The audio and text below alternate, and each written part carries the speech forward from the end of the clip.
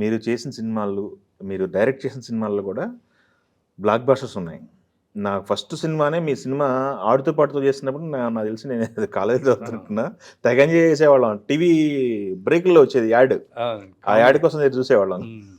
Comedy అన్ని పనిచేస్తుంటాయి. పనిచేస్తుంటాయి. 'ఆడుతూ పాడుతూ' కదా. అవునండి. తక్కువలో ప్లాన్ చేశారు కదా అది. అవునండి, తక్కువ బడ్జెట్. అప్పటికి శ్రీకాంత్ గారు ఒక ఫ్లో అయిపోయి ఇంకొక టేక్ ఆఫ్ తీసుకున్న టైం అది. అవునండి, అవును, కరెక్ట్. దాని ముందు కొంచెం ఫ్లాప్లు వచ్చినాయి శ్రీకాంత్ గారు. మళ్ళీ ఇది 100 రోజులు ఆడింది. 100 రోజుల సినిమా. అవునండి. అప్పుడు చాలా మంది మాట్లాడుకున్నారు, ఎవరు చేశారు సినిమా, ఏంటి ఈవి గారు లేకపోతే ఇంకా దేవి ప్రసాద్ అని కొత్త పేరు. అవునండి, అవునండి. చాలా మంది ఆ టైంలో ఈవి గారు అని అనుకున్న వాళ్ళు చాలా మంది ఉన్నారు. అవును. ఏం సార్ మీకు కామెడీ ఇష్టమా, కామెడీ చేయటం ఇష్టమా లేకపోతే ఏంటి? ఇష్టం అండి. యాక్చువల్గా కామెడీ ఇష్టం లేని వాళ్ళు ఎవరు ఉంటారండి? కామెడీ నాకు బాగా ఇష్టం, చిన్నప్పటి నుంచి బాగా ఇష్టం. కాకపోతే సినిమాలు అన్ని రకాలు చేయాలనేది కోరిక ఉంటుంది. బట్ ఎప్పుడైతే ఆడుతూ పడుతూ సినిమా సక్సెస్ అయిందో జనరల్గా అలాంటివి చేయమని అడుగుతారండి. డిమాండ్ వచ్చింది అంతే, అలాంటివి చేయమని అడుగుతారు. అంటే ఇతను ఇలాంటి సినిమా చేస్తే మళ్ళీ బయర్స్ వస్తారు అనేది ఒక వ్యాపార ఇది ఉంటుంది కదా, వ్యాపారం కోసం అనేది. అలాగా చేశారు. కాకపోతే తర్వాత నేను ఒక కమర్షియల్ సినిమా చేశాను, లీలామహల్ సెంటర్. అవును. కాకపోతే ఏంటంటే అందులో కూడా ధర్మవరం సుబ్రహ్మణ్యం గారి ట్రాక్ కి బాగా పేరు వచ్చింది. ఆ ట్రాక్ మామూలు పేర్లేదు. అవునండి. ఇంకా తర్వాత ఏంటంటే మనం ఇంకా సేఫ్టీ, కామెడీ అనేది సేఫ్ అనేది ఒక దృక్పథం వచ్చేస్తుంది కదా. అందుకని ఇంకా ఎందులో అయినా సరే ఆ కామెడీ లేకుండా సినిమా చేయలే నేను. కొంచెం ఎంటర్టైన్మెంట్. బ్లేడ్ బాబ్జీ కూడా మొత్తం అవుట్ అండ్ అవుట్ కామెడీ కదా. కామెడీ.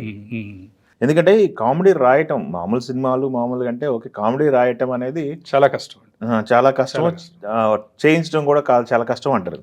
కామెడీ అనేది అన్ని కష్టమేనండి.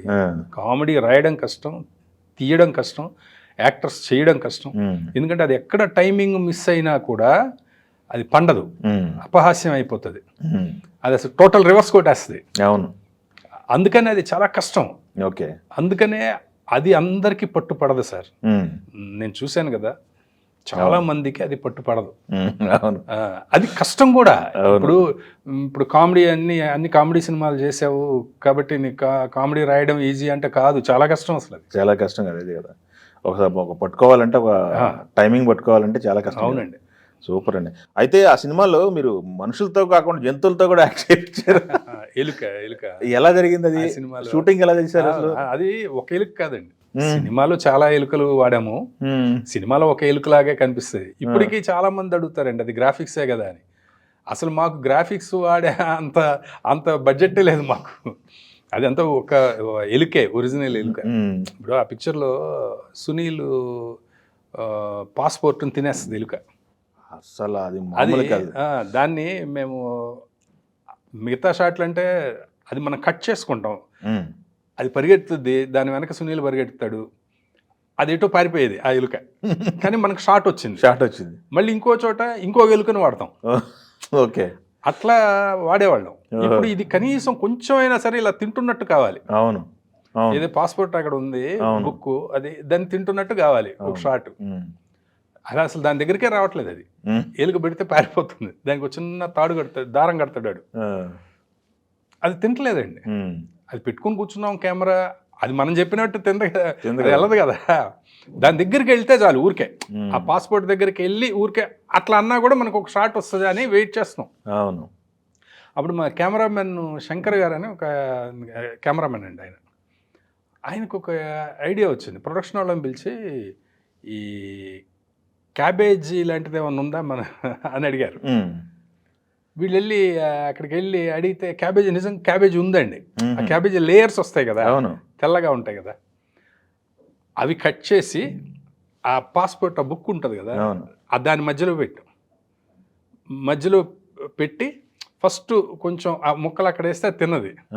దాని తర్వాత దీని దగ్గరకు వదిలేటప్పటికి దానికి ఆ వాసన తగిలి వచ్చి తినేసిందండి. నిజంగా తినేసింది. అంటే ఆ పేపర్ కాదు, అది తింటుంది క్యాబేజీ లేయర్, దాన్ని తింటుంది అనమాట. మాకు బ్రహ్మాండంగా షాట్ వచ్చేసింది. ఇప్పుడు సినిమాలో ఎలా ఉంటుంది అంటే అది పాస్పోర్ట్ బుక్ తింటున్నట్టే ఉంటుంది. అవును.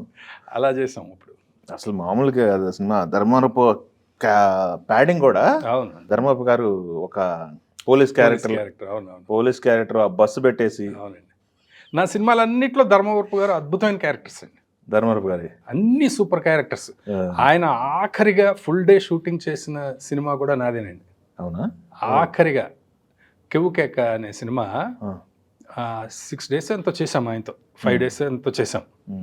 ఆ లాస్ట్ డే కూడా అంటే ఈ మార్నింగ్ రేపు ఆయన షూటింగ్, ఈరోజు షూటింగ్ ఆయనతోనే, దాంతో ఆ షెడ్యూల్ లాస్ట్ అనమాట. ఓకే. ఉదయం 6 గంటలకు ఫోన్ చేశారు నాకు. ఫోన్ చేసి ఇట్లా కడుపులో ఏదో బాగాలేదు, యశోద హాస్పిటల్కి వచ్చాను, నేను కొంచెం లేట్గా వచ్చి జాయిన్ అవ్వచ్చా 11 గంటలకి, అలాగే ఉన్నా, ఇక్కడ ఏదో టెస్టులు చేయాలంటున్నారు అన్నారు. సర్లేండి ఇంకా మీ మీదే కదా, 11 మళ్ళీ 12కి వచ్చేందుకు ఈరోజు క్యాన్సిల్ చేద్దామని ప్రొడ్యూసర్ గారికి చెప్పి క్యాన్సిల్ చేసాం ఆ రోజు. అలాగే ఇక డైరెక్ట్గా ఆయన ఉండిపోయారు హాస్పిటల్లోనే. మేము ఈలోపు బ్యాంకాక్ వెళ్ళి లొకేషన్స్ చూడడానికి వెళ్ళాం. సగం సినిమా బ్యాంకాక్లో జరుగుతుంది. అది వెళ్ళొచ్చామండి. నేను వెళ్ళొచ్చాను, ఆయన 16th డే ఆయన మళ్ళీ ఫోన్ చేశారు. అప్పుడు ఫోన్ చేసినప్పటి నుంచి హాస్పిటల్లోనే ఉన్నాను, ఇప్పుడే ఇంటికి వచ్చాను, ఫస్ట్ నీకే చేస్తున్నాను అని చెప్పి, ఎవరితో అనొద్దు, ఇది చిన్న ఈ ప్రాబ్లం ఉంది అని చెప్పి, ఆయన మరి నీది ఫుల్ లెంగ్త్ క్యారెక్టర్ పెట్టుకున్నావు కదా, ఇప్పుడు నేను మళ్ళీ వచ్చి చేయాలన్నా 4-5 నెలలు టైం పట్టేలా ఉంది, కాబట్టి నువ్వు డెసిషన్ తీసుకో అన్నారు. అప్పుడు కృష్ణ భగవాన్ గారిని రీప్లేస్ చేసి ఆ 5 రోజులు చేసిన వర్క్ 2.5 రోజుల్లో చేసి టకటకటకటే చేయాలి కదా, మళ్ళీ డేస్ ఎక్కువైపోతుంది అని చెప్పి మళ్ళీ రీషూట్ చేసామండి. అది తర్వాత ఆయన చనిపోయారు.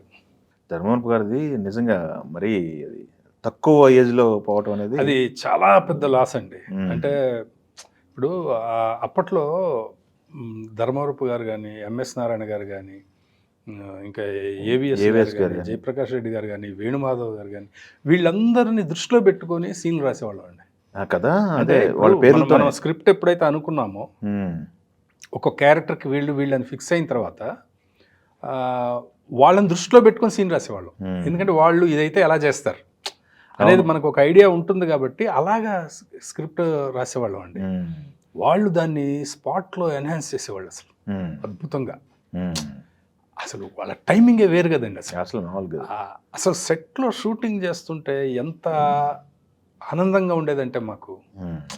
ఇప్పుడు అందులో కామెడీ కదండి, కామెడీ ఇప్పుడు మేము ఒకటి అనుకుంటూ రాస్తాము, ఇది అక్కడికి వెళ్ళిన తర్వాత అది ఇంప్రవైజ్ అవుతూ ఉంటే అసలు ఎంత ఆనందంగా ఉండి, సెట్ అంతా సరదాగా ఒక కాలేజీకి వెళ్ళి అల్లరి చేసే పిల్లల్లాగా షూటింగ్ చేసేవాళ్ళం అండి. ఆ తర్వాత డబ్బింగ్లో, ఎడిటింగ్లో నవ్వుకునేవాళ్ళం. ఇట్లా ఎంత బాగుండేదంటే ఇప్పుడు తలుచుకుంటే బాధ అనిపిస్తుంది. అంటే ఉన్నారండి ఇప్పుడు యంగ్స్టర్స్ కమెడియన్స్ ఇప్పుడు వచ్చారు కొంతమంది, కానీ ఇంకా మిడిల్ ఏజ్ కమెడియన్స్, ఒక మంచి బాబాయ్, ఒక కామెడీ చేసే తాతయ్య, కామెడీ చేసే మావయ్య, కామెడీ చేసే బాబాయ్, ఒక మేనేజరు, లేకపోతే ఇప్పుడు ఏది ధర్మవరపు గారు, ఎంఎస్ గారు, వీళ్ళు వేసిన వేషాలు వెయ్యాలి అంటే ఎవరు కూడా ఇంకా తయారవ్వలేదండి. రీప్లేస్ చేయాలి. డైరెక్టర్స్ కూడా ఇదిగో ఇట్లా వీళ్ళకి కొంచెం ఈ టింజ్ ఉంది, వీళ్ళని తయారు చేద్దాం అనేది లేదు ఇప్పుడు.